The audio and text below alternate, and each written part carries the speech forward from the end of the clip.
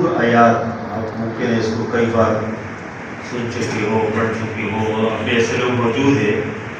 تو اس نے کئی بار اس کی گفتگو بھی کر چکے ہوں گے۔ ایک حدیث بھی اس طرح مشہور حدیث ہے، حضرت ثوبان بن عوف کی روایت ہے، میں نے وہ بھی آپ کے سامنے پڑھ لے کے سعادت حاصل کی ہے۔ اسی آیات اب اس حدیث سے جو بات ہمارے سامنے بالکل واضح ہے، اس سورج کی طرح، چاند کی طرح بالکل واضح ہے، وہ یہ ہے کہ اللہ تعالیٰ بھی فرماتے ہیں کہ یہ نبی محمد صلی اللہ علیہ وسلم آخری نبی ہے، آخری پیغمبر ہے، اس کے بعد کوئی پیغمبر نہیں، کوئی نبی نہیں ہے،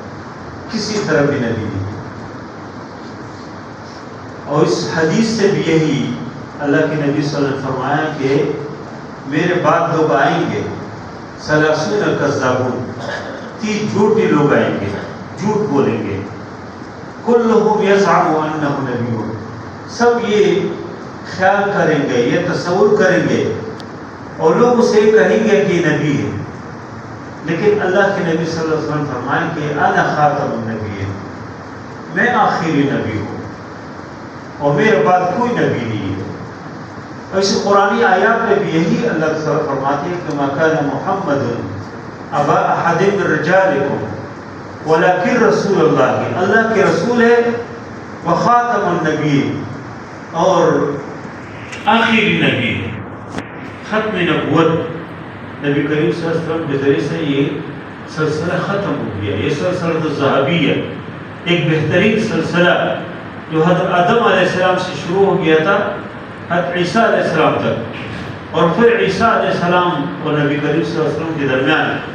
کوئی تقریباً 500 سال کا زمانہ ہے، جس کو فترت کا زمانہ کہتے ہیں۔ اور یہودیوں کی کتابوں میں بھی، عیسائیوں کی کتابوں میں سب اس امید پہ تھے کہ کوئی نبی آئیں گے، آخری نبی، اور کسی کا خیال تھا کہ بنو اسحاق میں آئیں گے، کسی کا کیا، لیکن اللہ تعالیٰ نے وہ آخری نبی بنو اسماعیل کے اندر محمد رسول اللہ صلی اللہ علیہ وسلم کی شکل میں بھیجی۔ اور یہ بہت مبارک عقیدہ ہے، بہت پاکیزہ عقیدہ ہے، اور یہ پاکستانی تاریخ میں بھی 2 دن بہت اہم دن ہے، بلکہ قابل فخر دن۔ ایک 25 ستمبر کہ جس دن 1965 کو اللہ تعالیٰ نے ہم سے کئی گنا عددی لحاظ سے قوی دشمن کو، جس نے رات کے اندھیرے میں حملہ کیا، اور اللہ تعالیٰ نے اس کو ایسے شکست سے پاش کیا کہ وہ ابھی تک وہ اس کو شاید دشمن کو یاد ہے۔ اس لیے ہم 25 ستمبر جو آج کا دن، اس کی اللہ تعالیٰ کا شکر ادا کریں، اللہ کی مدد سے کچھ ہو۔ اور پھر 7 ستمبر بھی اس لحاظ سے قابل فخر دن ہے کہ 7 ستمبر 1974 کو پاکستان کی قومی اسمبلی نے تمام قادیانیوں کو، جتنے ان کے پیروکار تھے، سب کو غیر مسلم اقلیت قرار دی۔ اور اس عقیدے کے لیے صحابہ کرام کے دور سے اس کے لیے محنت شروع ہو گئی تھی، اور خود نبی کریم صلی اللہ علیہ وسلم جب حیات تھے اس زمانے میں لوگوں نے دعوے کی۔ سب سے پہلے اس طرح جو دعویٰ کیا تھا اسود عنسی، یمن کے اندر ایک آدمی تھے، اور ان کا خیال تھا کہ میں اللہ کا نبی ہوں، اور نبی کریم صلی اللہ علیہ وسلم کی جب ان کے پاس فیروز دہلوی رضی اللہ عنہ ہو، ایک صحابی تھے، اس کو بھیجا اور فرمایا کہ جاؤ اس کو قتل کرو۔ ادھر فیروز دہلوی رضی اللہ عنہ مدینے سے روانہ ہو گئی، اور ادھر انہوں نے اپنے طور پہ ان کی جو کرتوت ہو سکے وہ دکھاتے لوگوں کو، انہیں گدہ پالا تھا، اور اس گدے کو اس طرح انہیں تربیت دی کہ جب اس سے کہتے ہیں کہ اللہ کو سیدھا کرو تو وہ اس کو سیدھا کرتے تھے، اور وہ عجیب چیزیں کو سکھا رہے تھے، اور اس وجہ سے لوگوں کو گرمیدہ بنا رہے تھے۔ نبی کریم صلی اللہ علیہ وسلم نے فیروز دہلوی رضی اللہ عنہ کو بھیج دیا کہ تم جاؤ اس کو قتل کرو۔ حضرت فیروز دہلوی رضی اللہ عنہ جا رہے تھے، اب ادھر پہنچے نہیں تھے کہ ادھر انہوں نے ابو مسلم خولانی جو ایک تابعی ہے اس کو پکڑ لیا، ان کو اپنی طرف بلا لیا، ان سے کہا کہ تم مجھے مانتے ہیں کہ نہیں؟ اس نے کہا نہیں، میں تمہیں نہیں مانتا ہوں۔ اس لیے ان کو معلوم ہوا تھا کہ یمن کے سارے لوگوں نے ایمان لایا، ایک آدمی ہے جو مجھے نہیں مانتے۔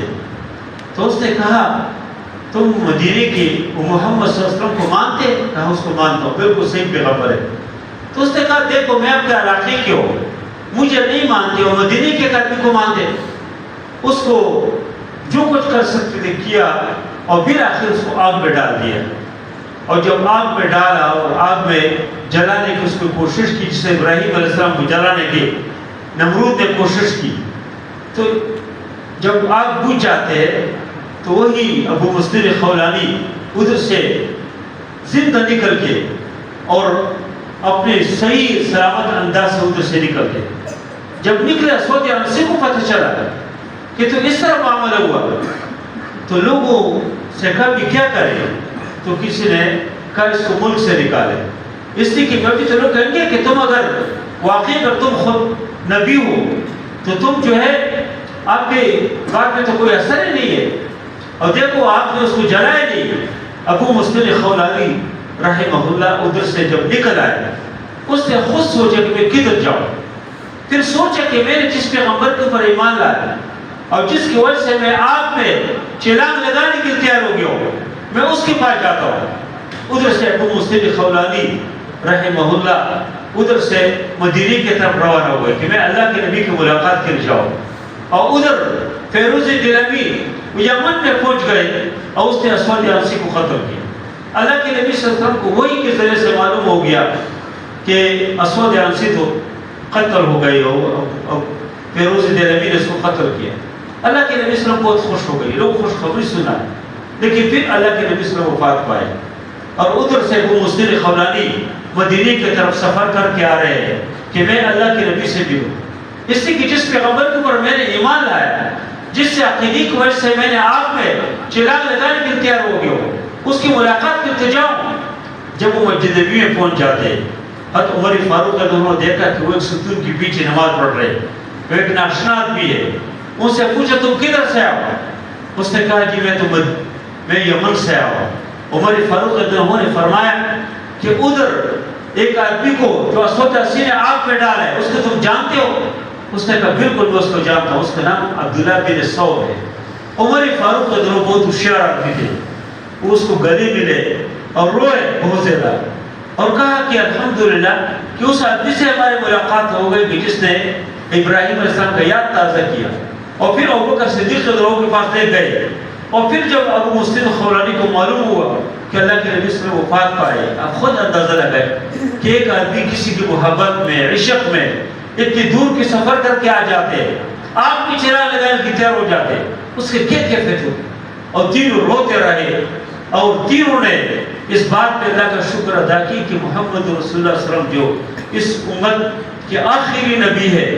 اور اس انسانیت کے آخری رہبر اور رہنما ہے، اس کے اوپر ہم ایمان لائے، اس کے دن کے ہم پاس لائے۔ نبی کریم صلی اللہ علیہ وسلم کے زمانے میں مسیلمہ کذاب نام کے ایک آدمی نے جھوٹی نبوت کی دعوت، اور اس نے نبی کریم صلی اللہ علیہ وسلم کو خط بھیجا کہ آج یہ زمین میرے اور آپ کے درمیان تقسیم ہے، آدھی حصے کے اوپر آپ حکومت کریں اور آدھی کے اوپر میں حاکم بن جاتا ہوں۔ نبی کریم صلی اللہ علیہ وسلم نے حبیب بن زیاد انصاری رضی اللہ تعالیٰ عنہ جو حضرت ام عمارہ طلحہ کا بیٹا ہے، حضرت ام عمارہ جس نے احد، جس کو خاتون احد بولتے، احد کے میدان میں وہ مشکیزہ لے کے پانی پلا رہی ہے اور زخمیوں کی خدمت کرنے میں مصروف تھی، بزرگ عورت تھی، لیکن جب معلوم ہو گیا کہ مسلمانوں کو شکست ہو رہے اور مسلمانوں کے پڑھنے کمزور ہو رہے، ادھر مشکیزہ پھینک دیا اور تلوار لیا اور نبی کریم صلی اللہ علیہ وسلم کی دفاع کی دی، لڑی، اور اس وقت ایسے لڑائی نہیں ہے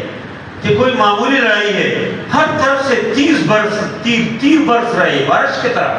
اور ام عمارہ طلحہ پوری طرح نبی کریم صلی اللہ علیہ وسلم کی دفاع کی، اور نبی کریم صلی اللہ علیہ وسلم نے اس کے لیے جو دعائیں کی ہے بہت تاریخی دعائیں۔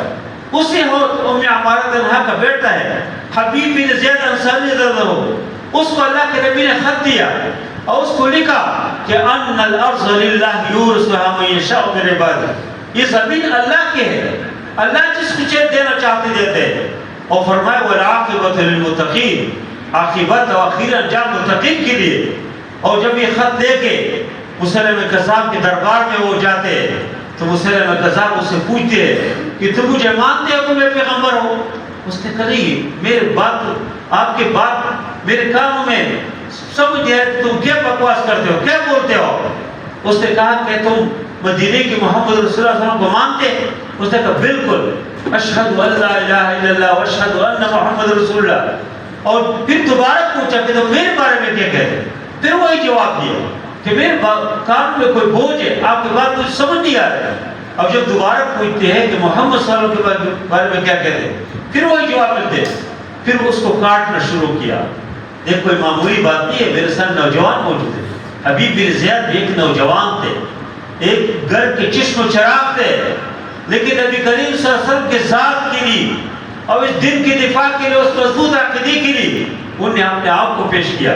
اس کے ایک کندھا کاٹا اور پھر پوچھا، پھر کہا کہ تم جھوٹ بولتے ہو، وہ صحیح پیغمبر ہے۔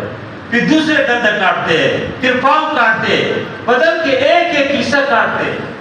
امام ابن کثیر فرماتے ہیں کہ فقطع اربن، ایک ایک بدن کے ایک ایک عضو کو کاٹتے رہے اور پوچھتے رہے کہ تم کیا کہتے ہو؟ اور اس نے کہا میں یہ گواہی دیتا ہوں محمد صلی اللہ علیہ وسلم اللہ کے رسول ہے، اور تم اللہ کے رسول نہیں ہے، تم جھوٹ بولتے ہو۔ اور اسی طرح اس کو ٹکڑے ٹکڑے کر کے اس کو وہ شہید ہو گئے۔ یہ اسلام کا پہلا شہید ہے، عقیدہ ختم نبوت کے اوپر جس نے قربانی دی اور شہید ہو گئے، حبیب بن زیاد رضی اللہ عنہ۔ اور پھر اس کے بعد ایک عورت نے بھی دعویٰ کیا اور ایک اور آدمی نے بھی، اور نبی کریم صلی اللہ علیہ وسلم نے فرمایا تھا کہ 30 لوگ آئیں گے، 30 جھوٹے دور کے وقت کے ساتھ ساتھ ایک آتے۔ پھر سے مسلمہ کذاب کے خلاف جب نبی کریم صلی اللہ علیہ وسلم پھر وفات پائے، ابوبکر صدیق رضی اللہ عنہ خلیفہ بنے، بہت زیادہ مسائل تھے، لیکن ابوبکر صدیق رضی اللہ عنہ نے فرمایا کہ بہت اہم عقیدہ ہے، اسی مسلمہ کذاب کو اگر ہم ختم نہ کریں، ابھی فتنہ شروع ہو، یہ تو ہمارے لیے بہت خطرناک ہے۔ ان حالات میں کئی لوگوں نے کہا کہ بہت مشکل حالات ہے، اس میں کیسے ہم لڑیں گے؟ اور مسلمہ کذاب تقریباً کوئی 1 لاکھ ان کی فوج ان کی پشت پہ کھڑے تھے، کوئی بہت مضبوط قسم کے لوگ تھے۔ اور حضرت ابوبکر صدیق رضی اللہ عنہ نے اعلان کیا کہ ہر آدمی جائے، اور خود کہا کہ میں بھی نکلتا ہوں، لیکن عمر فاروق رضی اللہ عنہ نے اس کی اونٹ کی مہار پکڑ لیا اور کہا نہیں، تم مدینے میں رہو، ہم جاتے لڑتے۔ اور ابوبکر صدیق رضی اللہ عنہ نے فرمایا کہ مدینے میں کوئی رہ نہ جائے، کوئی بدری ہو، کوئی جس نے احد میں شرکت کیا، جس میں عذاب میں، کوئی بھی صحابی ہو پیچھے رہ نہ جائے۔ اور کہا کہ مدینے میں اگر بھیڑی آ کے مجھے کھا لے کوئی مسئلہ نہیں، لیکن سب کے سب نکل جائے۔ 13,000 کے لشکر لے کے سب سے پہلے حضرت اکرمہ رضی اللہ عنہ ہو گئے، دشمن کے مقابلے میں لڑے، لیکن ظاہر ہے کہ 60,000 کے لوگ کے مقابلے میں 13,000 کی کیا حیثیت ہے؟ اس کے بعد حضرت شرحبیل رضی اللہ عنہ پہنچے، اس نے اس کی مدد کی، لیکن وہ بھی اس دشمن کے جو مضبوط قوت ہے اس کو توڑ نہیں سکے۔ اس کے بعد حضرت خالد بن ولید رضی اللہ عنہ پہنچ گئے، اور ان نے دشمن کے ساتھ جب مقابلہ شروع کیا، اور اس بالآخر اس کے بہت سارے لوگ قتل ہو گئے، تقریباً کوئی 28,000 لوگوں کی قتل ہو گئے۔ اور اس کے نتیجے میں مسیلمہ خود بھاگ گیا، آگے ایک باغ تھے، اس میں اس نے پناہ لی، اور ان کی دیوار اس سے اونچی تھی کہ اندر محصور ہو گیا، کوئی اندر جا نہیں سکتے تھے۔ حضرت قیس رضی اللہ عنہ نے خالد بن ولید سے اجازت طلب کی، اگر آپ چاہتے تو میں اس خلیق اوپر دیوار سے نیچے چھلانگ لگا کے اور میں کس طریقے سے گیٹ کو پہنچ جاتا ہوں اور گیٹ کو کھول لیتا ہوں۔ یہ الگ کتنی ایک عظمت کی بات ہے۔ حضرت خالد بن ولید رضی اللہ عنہ نے پہلے کہا کہ بہت مشکل کام ہے، مشکل ہوگا، اس سے کہیں یہ کام کر سکتا ہوں میں، اور سیڑھی لگا کے وہ دیوار کے اوپر چڑھ جاتے، اندر چراغ لگاتے ہیں، ادھر مسیلمہ کذاب کے سارے فوجی گر جمع ہے، اس کو مارتے ہیں، ایک کندھا کٹ جاتے ہیں، دوسری کندھے کو کاٹنے کی کوشش کرتے، لیکن کسی طریقے سے وہ گیٹ کو کھول دیتے اور صحابہ اندر داخل ہو جاتے۔ اور پھر حضرت خالد بن ولید رضی اللہ عنہ نے پہلے مسیلمہ کو ٹارگٹ کیا، لیکن نہیں کر سکے، اس کو نظر نہیں رکھ سکے۔ اس کے بعد وحشی بن حرب جس نے حضرت حمزہ رضی اللہ عنہ کو شہید کیا تھا، اسی نے جب نیزہ تان لیا تو ڈائریکٹ مسیلمہ کذاب اس کے ہاتھ سے قتل ہو گیا۔ اس نے بھی اللہ کا شکر ادا کیا کہ میں نے اسلام کے اندر بھی اسلام کے ایک بہت اہم آدمی حضرت حمزہ کو شہید کیا تھا، اور اب الحمدللہ کہ اسلام لانے کے بعد میں نے مسلمانوں کے بہت عظیم دشمن مسیلمہ کذاب کو قتل کیا۔ 1200 صحابہ اس میں تابعین بھی ہیں، حفاظ قرآن بھی ہے، وہ شہید ہو گئے، لیکن اس عقیدے کے تحفظ کی الحمدللہ آج بھی اس عقیدے کو پر مر مٹتے ہوئے لوگ موجود ہیں۔ لیکن میں اکثر ہی کہتا ہوں کس طرح کے کلمے کی حفاظت، اسلام کی حفاظت، دین کی حفاظت، قرآن کی حفاظت، یہ صرف ایسا نہیں ہے کہ مذہبی جماعتوں کا کام ہے، نہیں، اس صرف مولیوں کا کام نہیں ہے، یہ اللہ کے ہر بندے کے، ہر مسلمان کے، ہر نوجوان کے ذمہ کام ہے کہ وہ یہ بنیادی عقیدہ ہے، اس کی حفاظت کرے۔ 1974 سے اس وقت بھی اس وقت اس عقیدے کی جن نے حفاظت کی نوجوان تھے، میڈیکل کالج کے طالب علم تھے، ملتان نشتر میڈیکل کالج کے طالب علم ادھر سے آ رہے تھے اور رابو اسٹیشن پہ دیکھا کہ ہینڈ بل تقسیم ہو رہے ہیں اور ادھر جو لٹریچر تقسیم ہو رہے ہیں، اس لٹریچر پہ لکھا ہے قادیانی کو زندہ باد لکھا ہے، قادیانی کو پیغمبر کہا ہے، اور ربوی کو اور اس کو مدینہ اور قادیانی کو پیغمبر اور اس کی بیوی کو امہات المومنین، اس طرح کا القابات ہے۔ ان نوجوان نے کہا یہ نہیں لیتے، اس کے خلاف نعرے لگاتے ہیں، اور نویں نوجوان گھوم پھر کے جب واپس اس اسٹیشن پہ پہنچے، ادھر قادیانی نے پوری منصوبے کے ساتھ ان کے ساتھ لڑائی کے 100 تک طالب علم تھے، اور وہ طالب علم کون تھے اکثر مولوی بتاتے نہیں، یہ اسلامی جمع طلبہ کے نوجوان تھے، اس میں کچھ ابھی بھی زندہ ہے، کچھ وفات پائے، جو زندہ ہے وہ الحمدللہ اس سے اللہ نے بڑی عزت دی، جو وفات پائے ہمارے دعا ہے اللہ کے مغفرت فرمائے۔ انہوں نے جب قادیانی نے ان لوگوں کے ساتھ ان 100 نوجوانوں کے ساتھ لڑائی کی، ظاہر ہے کہ وہ اس ہاتھ میں کچھ نہیں ہے، قادیانیوں کے ہاتھ میں سب کچھ ہے، اور ادھر اس مقابلے میں وہ لوگ کو مارا، زخمی کیا۔ ان نوجوانوں نے یونیورسٹیوں سے اور کالجوں سے اور تعلیمی اداروں سے ان کی خلافت مہم شروع کی، اور 1974 کی اسمبلی پھر مجبور ہو گئی، اور اس نے اس کو بلایا قادیانیوں کو، 13 دن تقریباً اس کی باتیں سنی، اور آخر میں بھٹو نے اس سے پوچھا کہ تم میرے بارے میں کیا کہتے ہو؟ اس نے کہا اگر تم غلام احمد قادیانی کو نہیں مانتے تو تم بھی کافر ہو، اور آج بھی وہ یہ کہتے ہیں، آج بھی وہ دیکھو آپ عیسائیوں سے پوچھیں، وہ سمجھتے ہیں کہ ہم مسلمان نہیں ہیں، تم مسلمان ہو۔ آپ ہندو سے پوچھیں، وہ سمجھتے ہیں کہ ہم ہندو ہیں، تم مسلمان ہیں۔ آپ سکھوں سے پوچھیں، وہ کہتے ہیں کہ تم مسلمان ہیں، لیکن قادیانی واحد لوگ ہیں، وہ کہتے ہیں کہ ہم مسلمان ہیں اور دنیا کے جتنے لوگ ہیں سب کافر ہیں، سب کو کافر سمجھتے ہیں۔ قومی اسمبلی کے اور پاکستان کے آئین اور قانون اور دستور کے باوجود اس کو خفیہ وہ کام کرتے ہیں، وہ کسی نہ کسی طریقوں سے کام کرتے ہیں، مختلف اداروں کے اندر ان کے کام ہے، اور اب دیکھا کہ عدالت نے ایک بار پھر اس کو اجازت دی۔ کتنے افسوس کی بات ہے کہ سپریم کورٹ آپ پاکستان کی جج ہو، اس کو یہ پتہ نہیں ہے کہ قادیانی وہ تو اسلام کو ماننا، تو خیر اسلام تو مانتے نہیں لیکن پاکستان کو بھی نہیں مانتے، پاکستان کے آئین و دستور کو بھی نہیں مانتے۔ ان کو اجازت دی کہ تم 4 دیواری کے اندر اپنے دعوتی کام کر سکتے ہیں۔ ان کی جو تفسیر ہے، تفسیر صغیر،